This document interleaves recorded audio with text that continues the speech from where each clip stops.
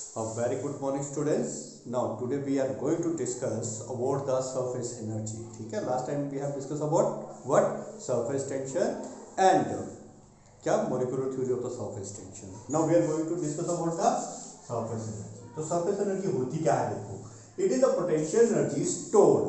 ये एक तरह की potential energy होती है stored पर यूनिट एरिया, एक यूनिट एरिया के अंदर जितनी पोटेंशियल एनर्जी स्टोर हो रही है of the surface of the liquid at rest. तो लास्ट टाइम अगर आप लोगों को याद होगा उस वीडियो को देख लेना, हमने डिटेल में स्टडी किया होता। तो यहाँ पे थोड़ा सा स्पीड भी बता देता हूँ। ये हमारे पास लिक्विड है, ठीक है। तो लिक्विड की यहाँ पे जो हमारे पास मॉलिक्यूल्स थे, उन मॉलिक्यूल्स का नेट इफेक्ट जो था वो डाउनवर्ड डायरेक्शन में था, ठीक है। और अंदर वाले मॉलिक्यूल्स का नेट इफेक्ट जीरो था। तो ये जो सरफेस पर मॉलिक्यूल हैं, तो ये क्या करेंगे, इस नीचे वाले मॉलिक्यूल को ऊपर नहीं आने देंगे। क्यों नहीं आने देंगे? क्योंकि इनकी नेट फोर्स जो है डाउनवर्ड डायरेक्शन में है, ठीक है। तो इसकी वजह से एक पोटेंशियल एनर्जी यहाँ पे क्रिएट हो जा रही थी, उसी को हम क्या बोलते हैं, पोटेंशियल एनर्जी। अब ये जो पोटेंशियल एनर्जी है एक यूनिट एरिया के अंदर, अगर इसको स्पेडियल व्यू देखता हूँ इस तरीके से, ऊपर से हम इस लिक्विड को देख रहे हैं, तो इस लिक्विड में क्या हो रहा था, एक यूनिट एरिया के अंदर कितनी पोटेंशियल एनर्जी जो है वो इन मॉलिक्यूल्स की वजह से स्टोर हो रही है। इसी को हम क्या बोलते हैं, सरफेस एनर्जी बोला जाता है, ठीक है। तो surface energy is nothing but, इसको हम ऐसे रिप्रेजेंट कर सकते हैं, surface energy will be equal to the potential energy stored per unit area. Clear होगी बात कि एक यूनिट एरिया के अंदर कितनी पोटेंशियल एनर्जी जो है वो स्टोर हो रही है। इसी को हम क्या बोलते हैं, surface energy. Now we are next find the expression for this surface energy. हम इस surface energy के लिए expression find out करते हैं, ठीक है। तो कैसे expression find out करेंगे, ठीक है। देखो यहाँ पे मेरे पास एक रेक्टेंगुलर वायर की एक फॉर्मेशन है, ठीक है, इस तरीके की, इस तरीके से, this one and this one.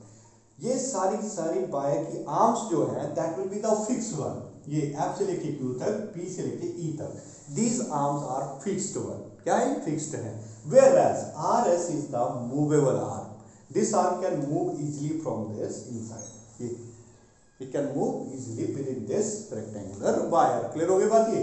अब हम क्या करते हैं कि जो हमारे पास फॉर्मेशन है रेक्टेंगुलर वायर की, उसको हम डिप कर देते हैं इसमें सोप सॉल्यूशन में।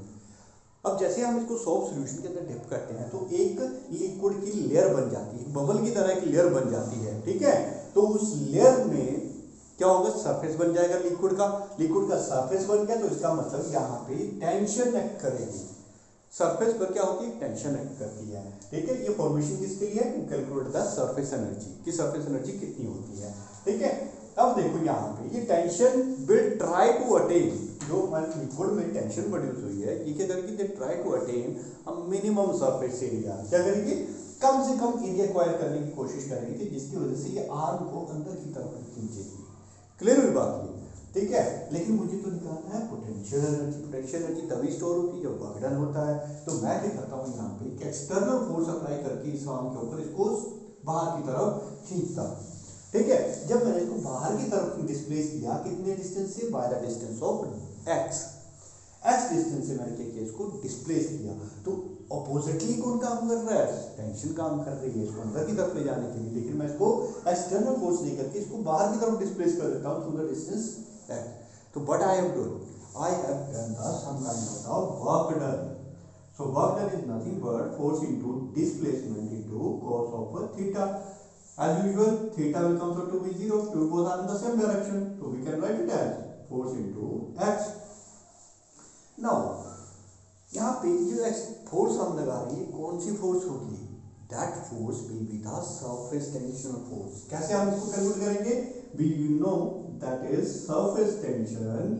Surface tension का फॉर्मूला हम लोगों ने किया है, which is represented by the T. That is nothing but it is the force per unit length. तो यहाँ से मैं फोर्स की वैल्यू कैलकुलेट कर लेता हूँ। Force is nothing but tension into 2L। अब यहाँ पे आप कंफ्यूज हो जाओगे कि ये 2L कहाँ से आया, ठीक है। ये जो 2L है ये क्यों आ रहा है, क्योंकि लेंथ तो हमने एक बार ली, क्योंकि लेंथ तो इसकी फिक्स है, ये तो 2 टाइम्स ऑफ L क्यों ले रहे हैं हम लोग यहाँ पे, समझ रहे बात है। That is because we have the formation, की जो लेंथ है वो इस फॉर्म में ली जाती है। ये सरफेस की लिक्विड की जो सरफेस पर बनती है वो लेंथ होती है, जिसके अलावा जो है मॉलिक्यूल्स अपनी फोर्स को एक्ट करते हैं, ठीक है।